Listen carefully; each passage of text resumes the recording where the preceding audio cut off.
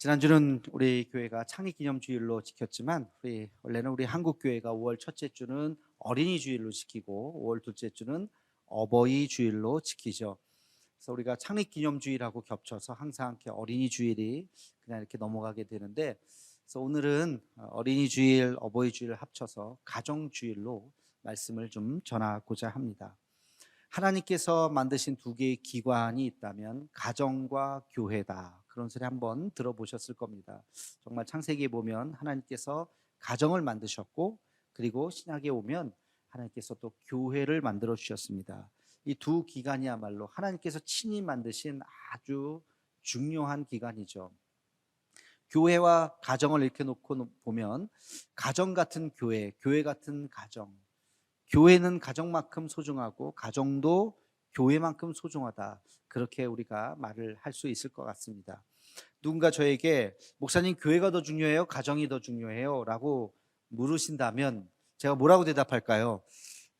엄마가 좋아, 아빠가 좋아 하는 질문하고 똑같은 거다. 뭘 더 중요하다고 말할 수 없다. 그러나 순서는 있습니다.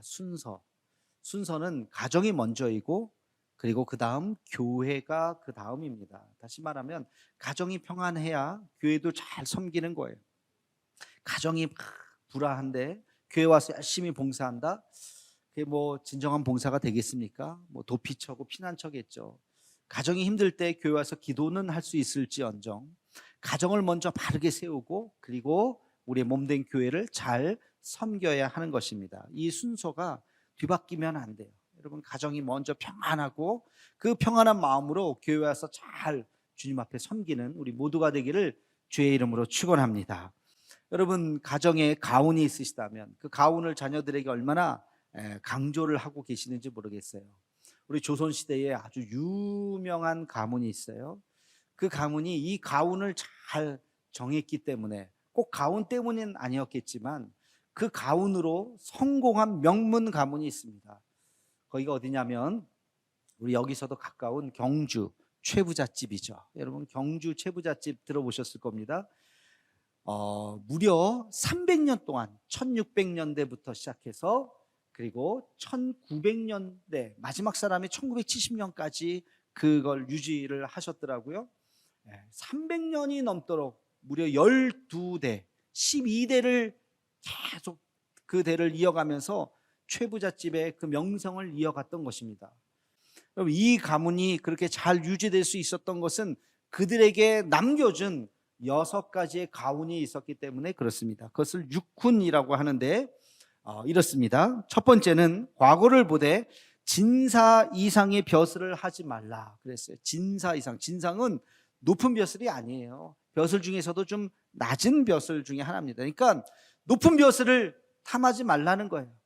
여러분, 이 얘기는 뭐예요? 돈과 명예, 그 권력은 함께 가질 수 없다는 거예요.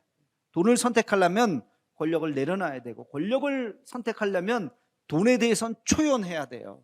이 두 가지를 다 가지려고 하면 나중에 문제가 생긴다는 거예요. 이게 이 가문의 교훈이었어요. 두 번째는 1년에 1만 섬 이상 재산을 모으지 말라. 아무리 농사가 잘 되고 풍년이 되어도 만섬 이상을 더 욕심을 내서는 안 된다. 나머지는 나눠주라는 겁니다. 세 번째는 흉년에는 남의 논밭을 사지 말라. 흉년에 집문서 가져와서 먹을 것을 주시면 이 땅을 드리겠습니다 할 때 옳거니 하고 그것을 받아들여서는 안 된다는 거예요. 그냥 나눠주든지 그냥 구워주든지 베풀든지 결코 그 논밭을, 집문서를 사지 말라는 거죠. 네 번째는 집에 온 손님은 융숭하게 대접하라. 누구든지 손님들은 잘 대접해서 보내라는 거예요. 그게 나중에 다 소문이 되잖아요. 다섯 번째는 사방 백리 안에 굶어 죽는 사람이 없도록 하라. 백리가 몇 킬로예요? 40킬로, 40킬로. 경주에서 여기까지가 한 40킬로 되니까 여기도 혜택을 받았을 것 같아요. 300년 동안에 여기도 힘들 때 경주 최부잣집 가면 먹을 거 줄 수 있었을 것 같아요. 여섯 번째는 가문에 시집온 며느리들은 3년 동안 무명옷을 입도록 하라. 비단 옷 입고 내가 부잣집에 시집온 젊은 여인이라고 이렇게 교만하게 있지 말라는 거예요. 무명옷 입고 겸손하게 잘 섬기라는 거예요. 이 6가지의 육훈을 그들이 가슴에 새기고, 대단하지 않습니까? 그 가문의 자자손손 대대로 300년 동안을 그것을 잘 유지했어요. 이 참 아름다운 이야기가, 근데요 여러분 성경을 읽어보면요 성경의 이와 비슷한 이야기가 나와요. 그게 뭐냐면 오늘 본문 이야기입니다. 오늘 본문 이야기, 레갑 자손의 이야기예요. 이야기의 배경은 이렇습니다. 하나님께서 예레미야에게 이야기합니다. 예레미야에게 너는 이제 저기 광야에 있는 어느 사람에게 가서 레갑의 자손들이 있을 텐데 그들에게 가서 포도주를 함께 나누어라 라고 명령을 하십니다. 예레미야가 가서 여기 그 사람들을 만납니다. 그 레갑의 자손들을 만나가지고 자 우리 같이 포도주를 함께 같이 나눕시다 그랬더니 갑자기 안 돼요. 우리는 포도주를 먹을 수 없어요. 우리는 자손 대대로 지금까지 포도주를 한 번도 먹은 적이 없습니다. 먹을 수가 없습니다. 깜짝 놀라요. 그때 하나님께서 예레미야에게 이야기합니다. 자 봤지? 그 레갑의 자손들은 그 조상이 남긴 그 명령도 잘 지켜서 지금까지 그것을 수백 년 동안 잘 지켰거늘 너희는 내가 이야기했던 그 말씀을 지키지 아니하느냐? 너희는 심판을 받게 될 것이다. 그리고 레갑 자손들에게는 복을 내리게 될 것이다 라고 예레미야에게 지금 이야기하는 장면입니다. 여러분 이 이야기를 가만히 보면 왜 레갑의 자손들이, 요나답이라고 나오는데 그 요나답의 자손들이 왜 그 명령을 지켜서 지금까지 포도주를 먹지 않았을까? 그 가문에 그 역사가 있습니다. 이제 거슬러 올라가서 그 요나답이라고 하는 사람이 등장해요. 이건 열왕기하 9장에서 10장에 나오는 스토리예요. 그때의 시기는 누구냐? 바로 이스라엘, 북이스라엘의 아합 왕이 있었던 시대였습니다. 아합 왕, 가장 이스라엘 중에서 악한 왕으로 알려진 그 아합 왕, 그 부인이 누구예요? 이세벨이라고 하는 더 악한 여인이 시집 와가지고 바알 숭배자, 아세라 숭배자, 그때 바로 엘리야가 활동했던 시기 아닙니까? 그가 너무나도 악한 일을 하니까 드디어 참다 못해서 한 의로운 사람이 등장합니다. 내가 더 이상 도와줄 수가 없다. 하나님의 이름으로 저 사람을 내가 처단하리라. 그의 이름이 바로 예후입니다. 예후가 나중에 왕이 되죠. 그래서 북이스라엘의 왕조를 이루게 됩니다. 근데 이 예후가 일어났을 때 혼자 하지 않았어요. 자기의 마음이 맞는 어떤 한 사람을 찾아갔습니다. 그 사람이 바로 레갑의 자손이었던 요나답. 열왕기 후에는 보면 여호나답이라고 나와요. 같은 사람입니다. 여기 예레미야는 요나답 그랬지만 이제 열왕기 하에 보면 여호나답 이렇게 나와요.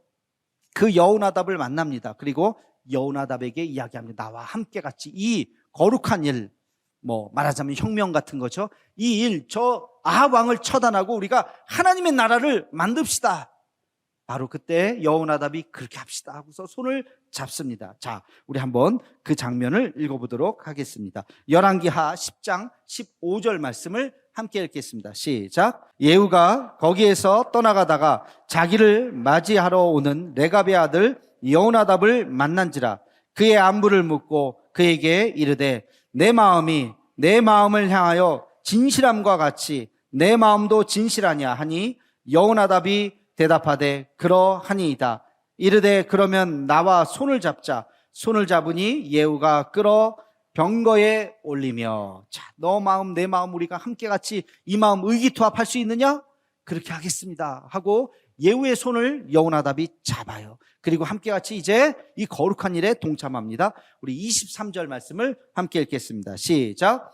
예후가 레갑의 아들 여호나답과 더불어 바알의 신당에 들어가서 바알을 섬기는 자들에게 이르되 너희는 살펴보아 바알을 섬기는 자들만 여기 있게 하고 여호와의 종은 하나도 여기 너희 중에 있지 못하게 하라 하고. 자, 이게 무슨 이야기 하냐면 바알의 산당에 가서 너희가 진짜 바알을 섬기는 사람은 여기 머물고 바알을 억지로 실제로 내가 바알을 섬기지 않는데 여기 얼떨결에 들어왔던 사람들은 다 나가세요. 그랬더니 몇 사람이 나가요. 그리고 남아있는 사람 누구예요? 바알을 섬기는 사람만 남아있었죠. 그들을 싹 다 처단을 합니다. 이렇게 종교개혁을 하는 거예요.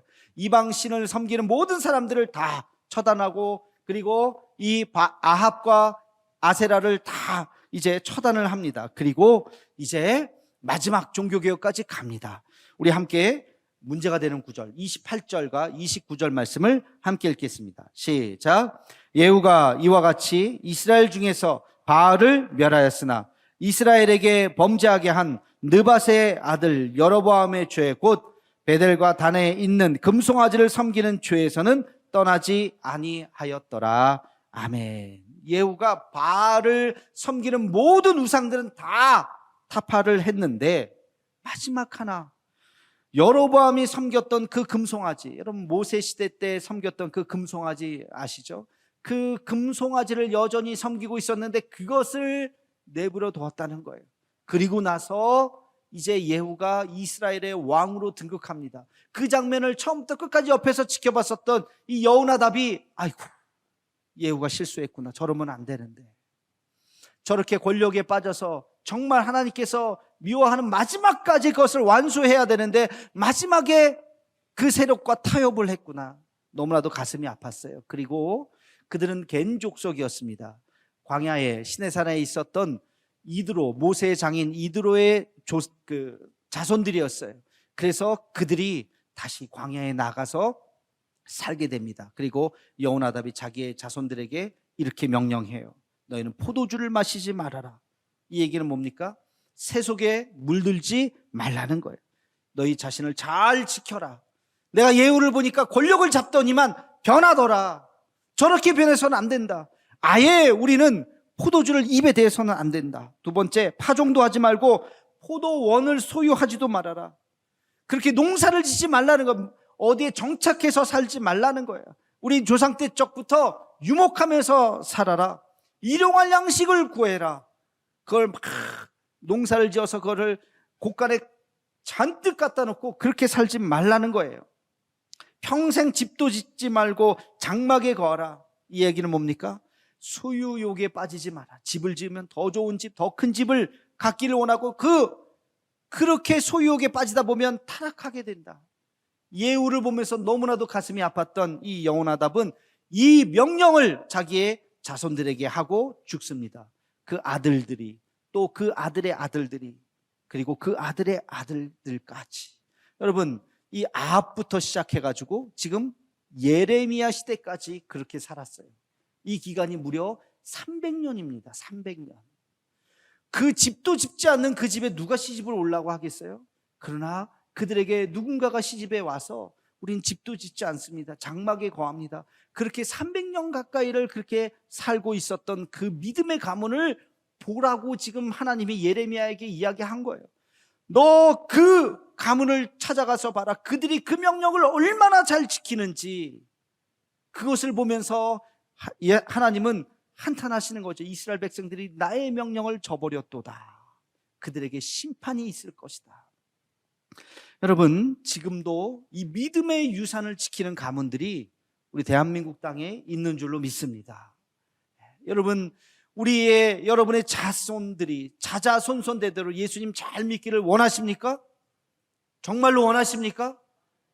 그냥 세상에서 잘 먹고 잘 살아야지, 부자 돼야지, 교회는 그냥 살살 다녀야지, 죽기 전에 구원만 받으면 되겠지, 그 정도가 아니라 정말 하나님, 우리 가정은 자자손손대대로 예수님 잘 믿고 주 안에서 복을 얻는 그런 가정이 되게 해 주옵소서.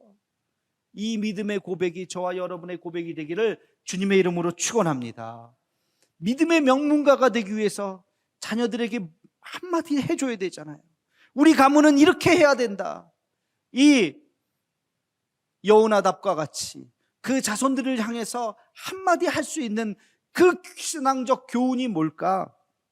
제가 오늘 몇 가지만 여러분들에게 말씀드리기를 원합니다. 우리 대도의 가족들, 우리의 자손들은 이 계명을 잘 지켜서 정말 하나님 앞에서 칭찬받고 복을 얻는 가정이 되기를, 믿음의 명문가가 되기를 주님의 이름으로 축원합니다.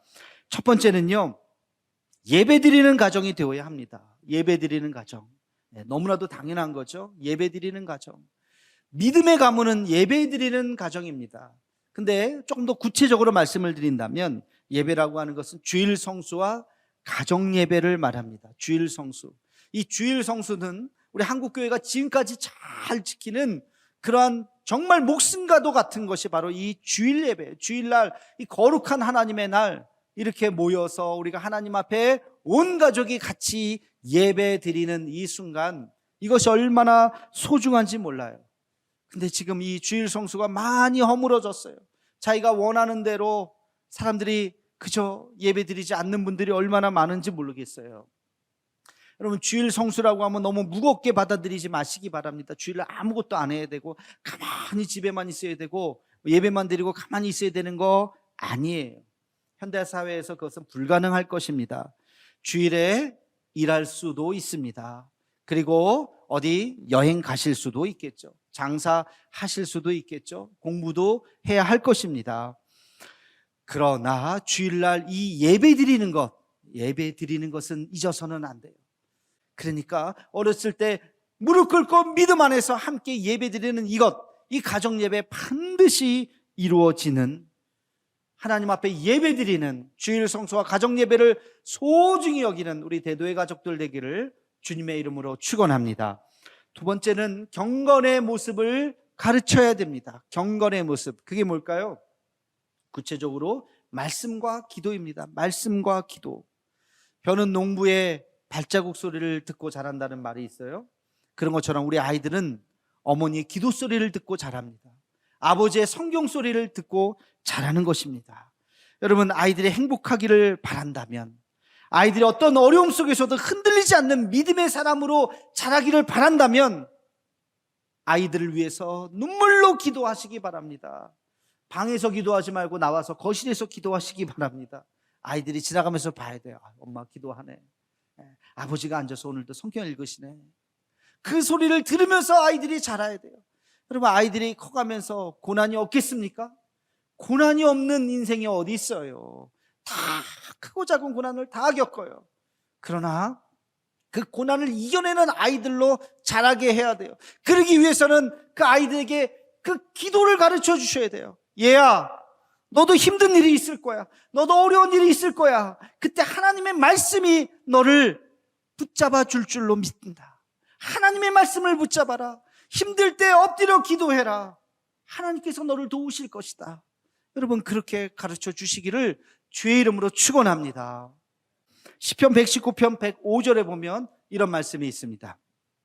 주의 말씀은 내 발의 등이요 내 길의 빛이니이다. 여러분, 인생을 길에 한번 비유해 보자고요. 가시밭길도 있고요, 좋은 길도 있지만 그 돌짝밭도 있고 힘든 밭이 있어요. 컴컴할 때 길을 갈 때 얼마나 힘들겠습니까? 근데 등불이 있다면, 그것을 비출 수 있다면 잘 피해갈 수 있잖아요. 하나님 말씀이 그렇다는 거예요. 그 말씀을 우리 자녀들에게 물려주기를 주의 이름으로 축원합니다. 우리 한국교회에 다음 세대가 무너져가고 있는데 바로 이 말씀의 회복의 운동이 일어나야 하는 것입니다. 우리 자녀들에게 이것을 가르쳐줘야 돼요. 여러분, 유대인들 교육법, 유대인들 교육이 아주 유명하죠. 유대인들의 교육을 한마디로 이야기하면 뭐예요? 하나님의 말씀을 가르치는 거예요. 하나님의 말씀을. 모세오경을 그들에게 계속해서 이야기해주고, 그것도 모자라서 외우게 하고, 그것도 모자라서 이렇게 작은 통 안에 넣어가지고 이마에 붙이게 하죠. 테필라 이마에 붙이게 하고 손에 막 매게 하고, 좀 어떻게 보면 우스꽝스러워요. 근데 지금까지도 그들은 그렇게 하면서 통곡의 벽에서 하나님 앞에 기도하는 모습을 보게 됩니다.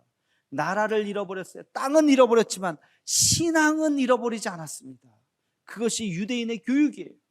우리도 마찬가지, 하나님의 말씀으로 우리가 다음 세대를 양육해야 할 줄로 믿습니다.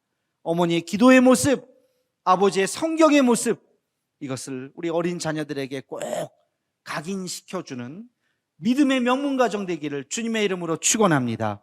마지막으로 믿음의 명문가정을 이루는 조건은 우리 자녀들에게 헌신을 이야기해야 돼요. 헌신. 얘들아, 그냥 너 하나 잘 먹고 잘 살아서 안 된다. 헌신하라. 여러분, 이것을 구체적으로 제가 또 말씀해 보면 두 가지예요. 하나는 하나님 앞에 드리는 11조와 또 하나는 섬김과 봉사입니다. 여러분, 록펠러 잘 아시죠? 미국의 아주 유명한 석유왕, 최고의 부자로 살았던 이 록펠러. 그러나 그의 어머니가 그의 아들을 위해서 날마다 기도하면서 나중에 남겼던 록펠러 어머니의 10계명이 있어요. 제가 한번 읽어보겠습니다. 첫째는 하나님을 친아버지 이상으로 섬겨라. 그냥 아버지가 아니라 그냥 멀리 계신 하나님이 아니라 친아버지처럼 가깝게 그 이상으로 섬기라는 거예요. 두 번째, 목사님을 하나님 다음으로 섬겨라. 목사님을 섬기는 것을 아주 소중히 여겨라. 록펠러는 진짜 살아있는 동안 그 자기의 교회의 목사님을 잘 섬겼습니다. 세 번째, 주일 예배는 본교회에서 드려라. 아무리 바쁘다고 주일 예배 딴 데서 그냥 예배 드릴 생각하지 말고 집에 와서 자녀들과 함께 같이 예배 드리라는 거예요. 네 번째는 오른쪽 주머니는 항상 11조 주머니로 하라. 이 11조 교육을 얼마나 철저히 시키는지 몰라요. 그래서 항상 오른쪽 주머니는 하나님 앞에 드릴 것, 이건 건드려서는 안 될 주머니로 이야기합니다. 다섯 번째는 아무도 원수로 만들지 말라. 경주 최부잣집 이야기하고 비슷한 것 같아요. 늘 환대하고, 왜? 그 사람이 언제 또 나를 도와줄지 모르기 때문에 아무도 원수로 만들어서는 안 된다. 여섯 번째, 아침에 목표를 세우고 기도하라. 일곱 번째, 잠자리에 들기 전에 하루를 반성하고 기도하라. 여덟 번째, 아침에는 꼭 하나님의 말씀을 읽어라. 아홉 번째는 남을 도울 수 있으면 힘껏 도우라. 열 번째는 예배 시간에 항상 앞에 앉으라. 이 열 번째는 따라하실 수 있겠죠. 예배 드릴 때 항상 앞에 앉아라. 아주 구체적이에요. 이것을 그 자녀에게, 나중에 록펠러가 돈을 많이 벌었을 때 혹시 타락할까봐, 혹시 이상한 짓 할까봐 어머니가 끝까지 남아서 그를 위해서 기도했던 것입니다. 정말로 평생 록펠러는 자기의 가계부를 썼대요. 그 부자가 내가 오늘 얼마 썼는지를 매일매일 일기처럼 그것을 기록했다고 합니다. 그의 재산이 얼마인 줄 아세요? 1937년에 그가 죽었는데요. 죽었을 때 그때 당시 돈으로 15억 달러. 지금의 100년 정도 지났죠. 지금의 환율로 계산하면 3,310억 달러예요. 그러니까 이게 계산이 안 될 거예요. 그냥 우리 돈으로 다시 또 곱하기를 해보면 395조입니다. 지금 최고 부자도 이거의 3분의 1밖에 되지 않는데요. 395조. 근데요, 놀라운 것은요, 그 재산의 3분의 1, 그 당시에 5억 3천 달러, 5억 3천만 달러를 그가 기부를 했습니다. 지금으로 치면 150조예요. 150조를 기부하면서 살았어요. 실제로 미국 가면 이 록펠러가 세운 재단이 얼마나 많은 훌륭한 일들을 했는지 모릅니다. 여러분, 자녀들에게 돈의 개념을 가르쳐주는 거, 그건 저는 필요하다고 생각해요. 의미 있다고 생각해요. 어렸을 때부터 돈이 중요하고 소중하다고 하는 것을 아이들이 알아야 됩니다. 그러나 동시에 이 돈은 하나님이 주신다고 하는 것을 가르쳐줘야 돼요. 11조 교육을 철저히 해야 합니다. 여러분, 11조 드리는 거, 10분의 1 드리는 거 혹시 아깝습니까? 죄송하지만 아직 정말 내가 하나님을 믿는가 다시 한번 생각해 보시기 바랍니다. 이 모든 것이 하나님에게서부터 내게 왔다고 믿는다면 하나님 앞에 11조 드릴 수 있어요. 왜? 하나님이 도우시니까, 하나님이 지키시니까. 내가 나누고 베푸는 거 얼마든지 할 수 있어요. 그것 때문에 내가 가난해지지 않습니다. 하나님이 보시기 때문에 더 넉넉하게 채워주실 줄로 믿습니다. 여러분, 이것을 가르쳐야 돼요. 우리 자녀들에게 이것을 보여주셔야 됩니다. 이것이 우리 신앙 명문 가정의 조건인 것입니다. 사랑하는 성도 여러분, 자녀를 키우기 점점 어려운 시대를 우리가 살아가고 있어요. 믿는 자녀로 양육하는 거 점점 쉽지 않습니다. 그러나 하나님의 말씀의 원리는 변하지 않습니다. 하나님의 말씀에 우리가 잘 생각해서 그 말씀을 전하는 그 원칙은 결코 변하지 않습니다. 주일 성수, 가정예배, 말씀과 기도, 그리고 11조와 봉사, 헌신, 우리가 이 가치를 우리 자녀들에게 잘 가르쳐 줄 수 있다면, 삶으로 보여줄 수 있다면, 우리뿐만 아니라 우리 자녀들, 그리고 자자손손대대로 100년, 200년, 300년 믿음의 가문을 만들어 갈 수 있는 줄로 믿습니다. 그런 가정이 다 되기를 주님의 이름으로 축원합니다.